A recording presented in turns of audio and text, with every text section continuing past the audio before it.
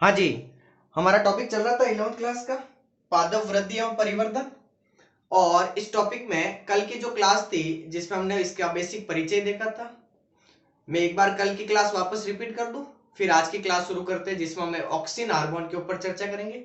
तो देखिए, कल हमने देखा सबसे पहले पादप वृद्धि नियामक क्या होता है, फिर देखा जो हार्मोन्स है वो थीमेन के अनुसार हार्मोन क्या कहते हैं कि जटिल कार्बनिक पदार्थ हैं जो पादपों में एक भाग पर बनते हैं और वहां से दूसरे भाग में स्थानांतरित होते हैं और सूक्ष्म मात्रा में वृद्धि करवाते हैं, इन्हें हार्मोन कहते हैं। थीमेन ने फाइटो हार्मोन नाम दिया था इनका। हार्मोनों के प्रकार देखे थे जिसमें हमने दो देखे, एक वृद्धि सहायक हार्मोन और एक वृद्धि रोधक हार्मोन। वृद्धि सहायक हार्मोन में हमने तीन देखे थे, ऑक्सिन, जिब्रेलिन, साइटोकाइनिन आते हैं। और वृद्धि रोधक में दो आते हैं, इथाइलिन और एब्सिसिक अम्ल। तो ये हमने कल की क्लास में पढ़ा था। आज की जो क्लास है उस क्लास में हम सबसे पहले वृद्धि सहायक हार्मोन शुरू करेंगे और उसमें पढ़ेंगे ऑक्सिन हार्मोन। ठीक है, तो देखिए सबसे पहले मैं बता दूं कि ऑक्सिन, जिब्रेलिन और साइटोकाइनिन ये तीनों के तीनों ही वृद्धि सहायक हार्मोन होते हैं जो पादपों के अंदर वृद्धि को प्रेरित करते हैं। ठीक है, तो हम बात करेंगे सबसे पहले ऑक्सिन हार्मोन की। तो देखिए ऑक्सिन हार्मोन, इसका बेसिक परिचय, ऑक्सीन कितने प्रकार के होते हैं, क्या क्या होते हैं, कहाँ बनते हैं, क्या काम करते हैं, स्थानांतरण कैसे होता है, वो आज की क्लास में देखेंगे। इसके बाद में हम नेक्स्ट क्लास में देखेंगे ऑक्सीन जो हार्मोन है इसके कार्य क्या क्या होते हैं, ये क्या काम करता है, वो वाली सारी की बातें हम नेक्स्ट क्लास में करेंगे। आज की क्लास में हम ऑक्सीन की सामान्य परिचय देखते हैं, क्या होता है, क्या है, इसकी खोज कैसे हुई। तो देखिए सबसे पहले हम बात करेंगे जो ऑक्सीन हार्मोन है ये पादप का जो प्रो भाग है उसमें यह वृद्धि को प्रेरित करता है। ठीक है, तो पहला बिंदु आपके सामने हो गया कि जो पादप का जो प्रो भाग होता है उसमें जो वृद्धि हो रही है उस वृद्धि को प्रेरित करने का काम कौन करता है, ऑक्सिन हार्मोन। फिर बात कर रहे हैं इसकी खोज की। तो खोज के अंदर हम देखेंगे कि सबसे पहले दो वैज्ञानिक आए थे, एक था नाम चार्ल्स डार्विन और एक थे फ्रांसिस डार्विन।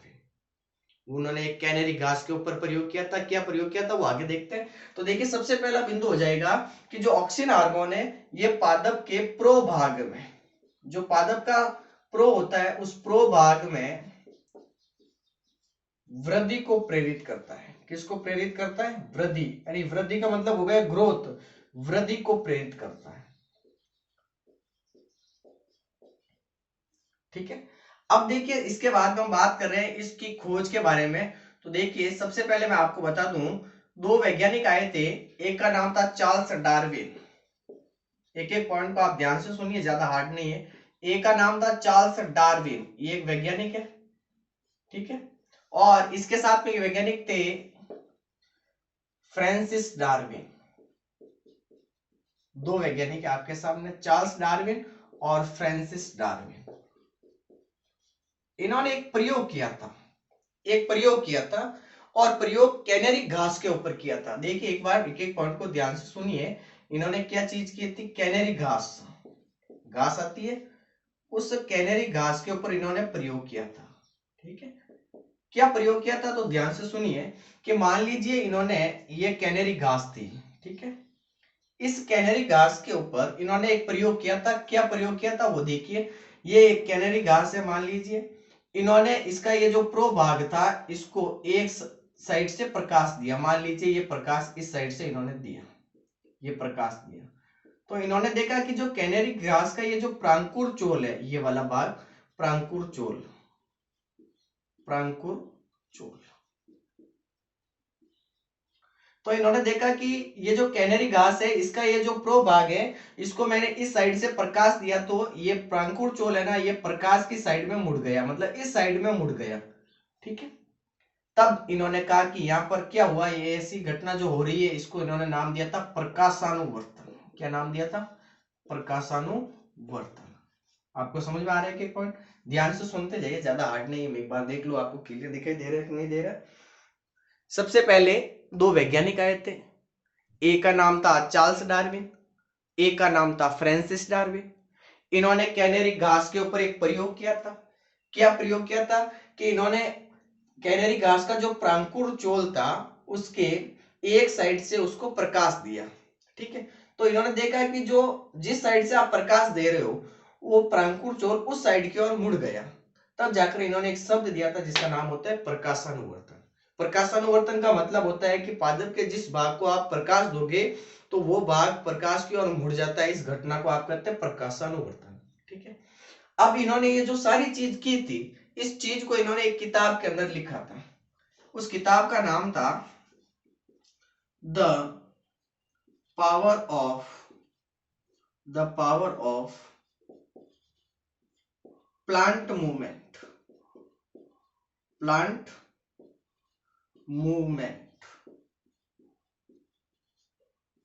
ये इन्होंने इस किताब के अंदर लिखा था। बुक का नाम है ये किताब का नाम है the power of plant movement. ठीक है, इन किताब के अंदर इस वाली चीज को इन्होंने नोट कर लिया। इसके बाद में दो वैज्ञानिक और आए थे, एक का नाम था बॉयसन और एक का नाम था जेनसन। देखिए, खोज के बारे में बात कर रहे हैं हम। एक वैज्ञानिक था बॉयसन और एक वैज्ञानिक था जेनसन। इन्होंने एक प्रयोग और किया था। इन्होंने किसके ऊपर प्रयोग किया था? तो इन्होंने किया था जई के प्रांकुर चोल के ऊपर। जई का जो प्रांकुर चोल था इसके ऊपर इन्होंने प्रयोग किया था। क्या प्रयोग किया था? तो ध्यान से सुनिए। सबसे पहले डार्विन ने तो प्रयोग किया था कैनरी घास के ऊपर। इन्होंने बॉयसन और जेनसन ने प्रयोग किया था जई के प्रांकुर चोल पर। कैसे? तो मान लीजिए ये जई का प्रांकुर चोल था, तो बॉयसन जेसन क्या करते हैं कि इस प्रांकुर चोल को यहां से इन्होंने हटा दिया, काट दिया। इस प्रांकुर चोल को इन्होंने यहां से काट दिया, हटा दिया। ठीक है, मान लीजिए ये वाला जो भाग था ये इन्होंने काट कर यहां रख दिया, अलग कर दिया। तो इन्होंने क्या देखा कि इस पादप के अंदर जो प्रकाशानुवर्तन की जो क्रिया हो रही थी वो हो ही नहीं रही है, मतलब अनुवर्तित सुग्राहिकता नहीं हो रही है। इन्होंने कहा कि गजब की बात हो गई।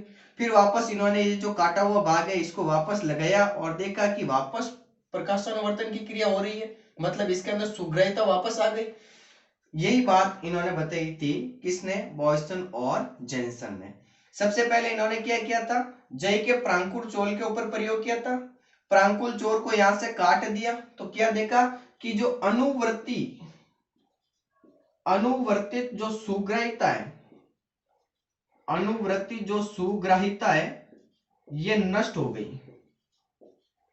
ठीक है, मतलब इसके अंदर प्रकाशानुवर्तन जैसी क्रिया हुई नहीं। अब बाद में इन्होंने क्या किया कि ये जो काटा हुआ भाग था इसको वापस लगाया और देखा कि इसके अंदर सुग्राहिकता वापस लौट आई।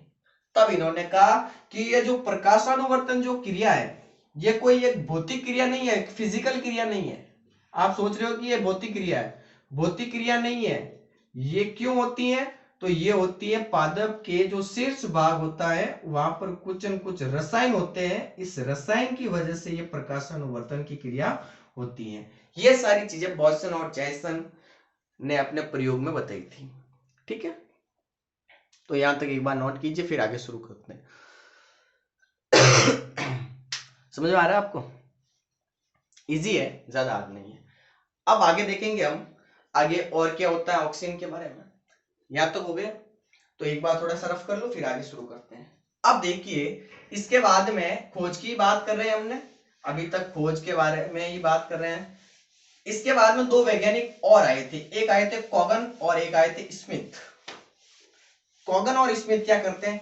तो इन्होंने क्या किया था कि जो मानव का मूत्र है उससे एक पदार्थ पृथक किया था और उसका नाम इन्होंने ऑक्सीन ए नाम दिया था।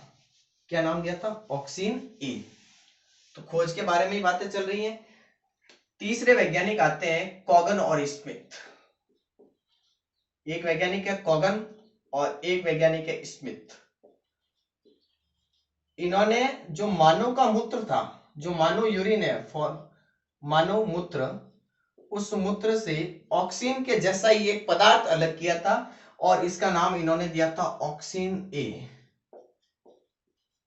ऑक्सीन ए नाम दिया था। ठीक है, आजकल आप इसे इंडोल एसिटिक एसिड भी कहते हैं। ठीक है, तो कॉगन और स्मिथ इन्होंने मानव के मूत्र से एक ऑक्सीन के जैसा पदार्थ निकाला, इसका नाम ऑक्सीन ए दिया था। ठीक है, इस ऑक्सीन ए का जो सूत्र है, फॉर्मूला है, इन्होंने फॉर्मूला भी दिया था, सूत्र बताया था इन्होंने कि इसका सूत्र होता है C19H32O5। ये इसका सूत्र होता है, ये कॉगन और स्मिथ बता के गए। ठीक है, अब बात आती है आगे की, ऑक्सीन के प्रकार की। पहले बता दिया कि ये कहाँ होता है, फिर बता दिया इसकी खोज, अब बात करेंगे इसके प्रकार की। तो जो ऑक्सिन हार्मोन है ये वापस दो प्रकार का होता है, एक होता है प्राकृतिक ऑक्सिन और एक होता है संश्लेषित ऑक्सिन। अब नाम से ही पता चल रहा है, प्राकृतिक का मतलब है पादप के अंदर नेचुरली है, संश्लेषित या कृत्रिम का मतलब है बाद में बनाया गया लैब के अंदर। कौन कौन से वो भी देखेंगे। तो देखिए ऑक्सीजन के प्रकार की बात कर रहे हैं तो ऑक्सीजन मोस्टली दो प्रकार का होता है, ठीक है। एक होता है प्राकृतिक ऑक्सीजन, नेचुरल ऑक्सीजन, प्राकृतिक ऑक्सीजन, और एक होता है संश्लेषित ऑक्सीजन।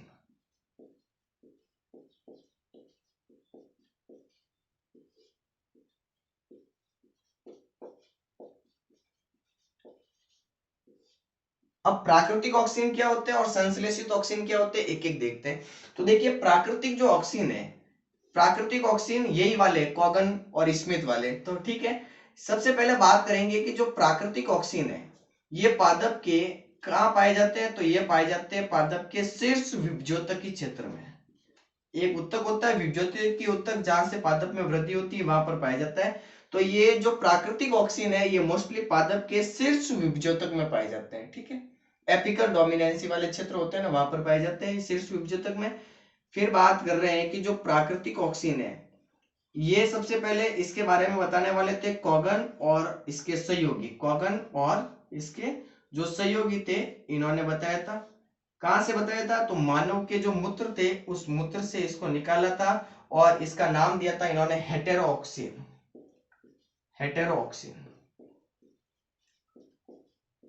और इसी हेटेरोऑक्सीन को आजकल आप एक नाम से जानते हैं जिसका नाम है IAA, इंडोल एसिटिक अम्ल।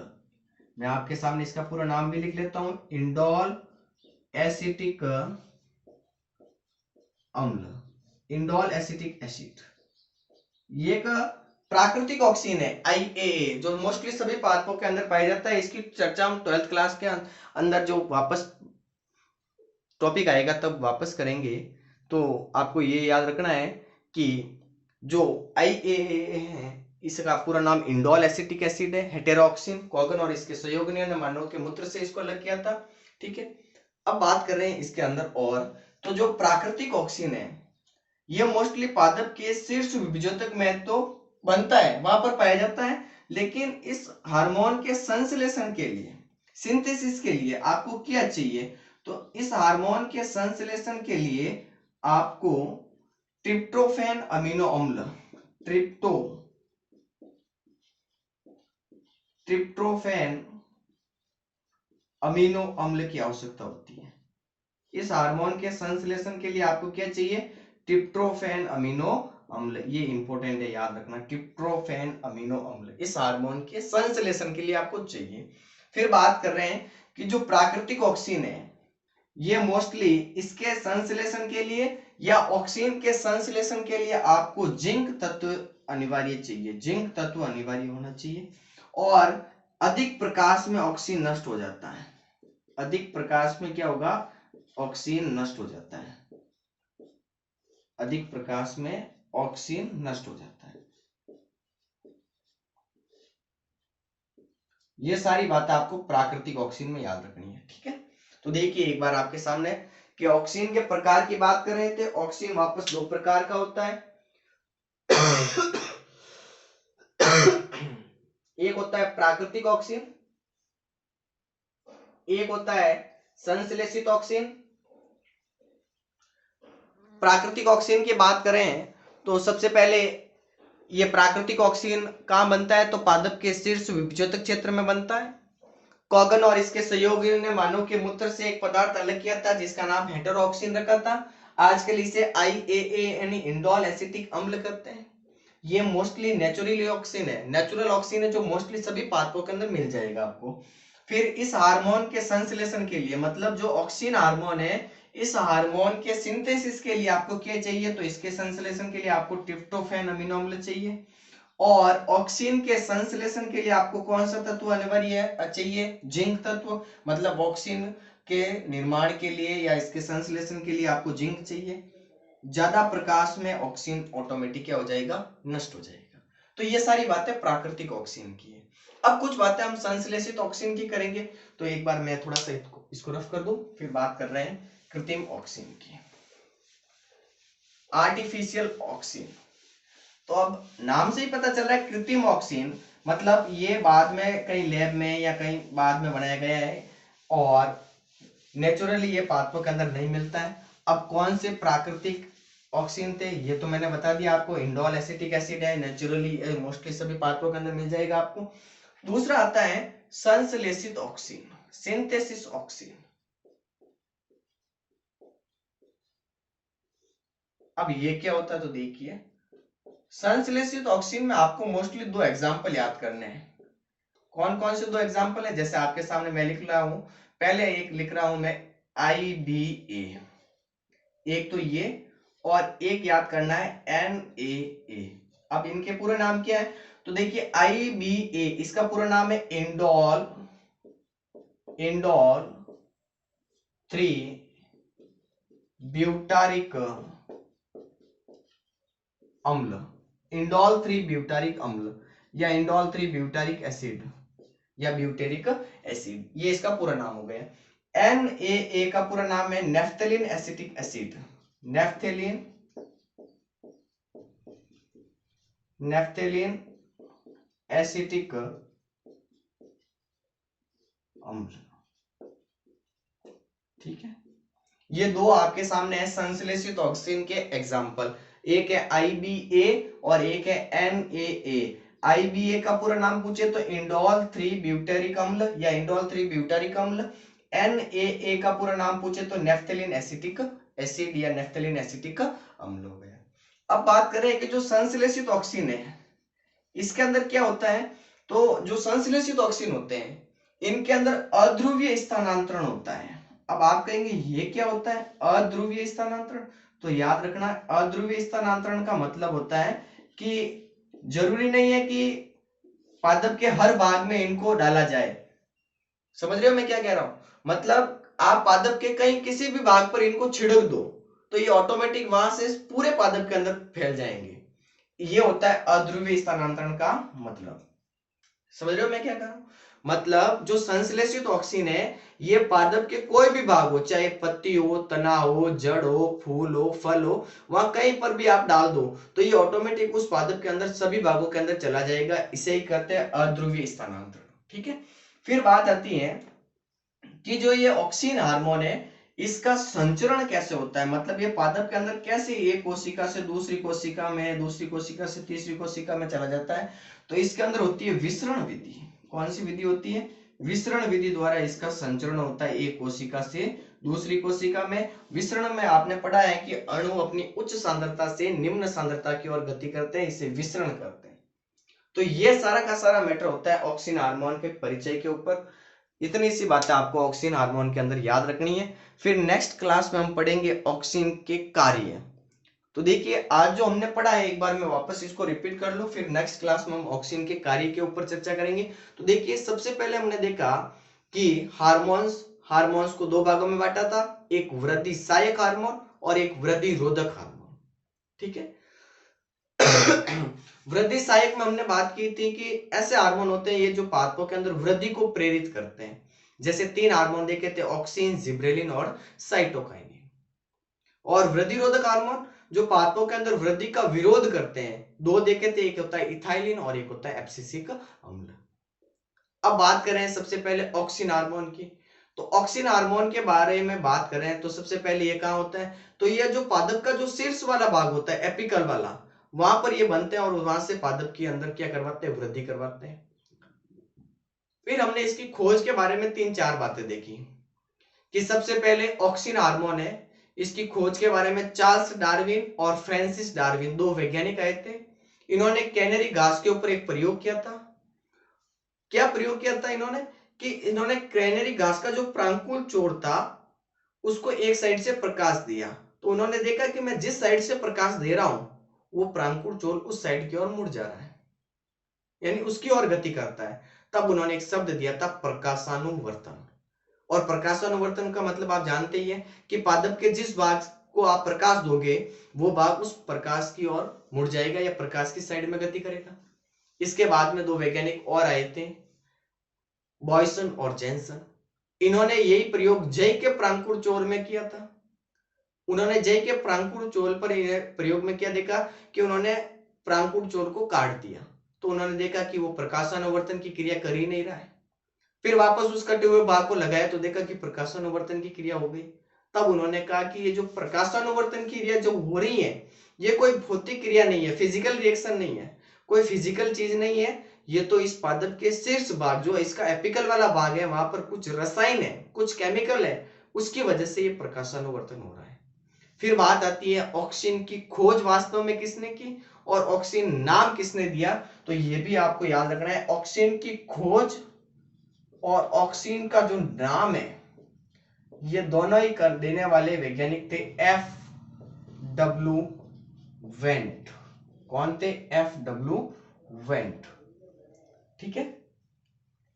इसके बाद में बात कर रहे हैं, एक वैज्ञानिक आए थे कॉगन और स्मिथ। इन्होंने मानव के मूत्र से एक पदार्थ अलग किया था, इन्होंने उसका नाम ऑक्सीजन ए दिया था, जिसका सूत्र भी बताया इन्होंने कि C19H32O5 होता है। फिर हमने बात की ऑक्सीजन के प्रकार की, तो ऑक्सीजन के प्रकार दो देखे हमने, एक प्राकृतिक ऑक्सीजन था और एक संश्लेषित ऑक्सीजन था। प्राकृतिक ऑक्सीजन जो मोस्टली सभी पादपों के अंदर मिलता है, शीर्षस्थ विभेजक में बनते हैं, पादप के अंदर वृद्धि करवाते हैं और निर्माण के लिए, ऑक्सीजन के निर्माण के लिए ट्रिप्टोफैन अमीनो अम्ल की आवश्यकता होती है, जिंक तत्व चाहिए, अधिक प्रकाश में ऑक्सीजन नष्ट हो जाएगा। ये सारी प्राकृतिक ऑक्सीजन में याद रखना है। IAA इंडोल एसिटिक एसिड प्राकृतिक ऑक्सीजन का सबसे बेस्ट एग्जांपल है। फिर दूसरा आता है कृत्रिम या संश्लेषित ऑक्सीजन। दो एग्जांपल आपके सामने है, एक है IBA indole acetic acid indole 3 butyric अम्ल और एक है NAA नेफ्थलीन एसिटिक अम्ल। ये दोनों ही संश्लेषित ऑक्सीजन है। इनके अंदर अध्रुवीय स्थानांतरण होता है। अध्रुवीय स्थानांतरण का मतलब होता है कि मान लीजिए पादप का कहीं एक भाग था जहां पर आपने इसको छिड़क दिया है, किसको? या IBA को या NAA को, तो वहां से ये पूरे पादप के अंदर ऐसे फैल जाएंगे, इसे कहते हैं अध्रुवीय स्थानांतरण। और ऑक्सीजन का जो संचरण होता है वो विसरण विधि द्वारा होता है। विसरण का मतलब होता है अणु अपनी उच्च सांद्रता से निम्न सांद्रता की ओर गति करते हैं। तो ये आज की क्लास थी ऑक्सीजन के ऊपर। ठीक है, धन्यवाद आज की क्लास के लिए। मिलते हैं अगली क्लास में, नेक्स्ट क्लास में, जिसमें टॉपिक रहेगा ऑक्सीजन के कार्य। तब तक के लिए बाय बाय।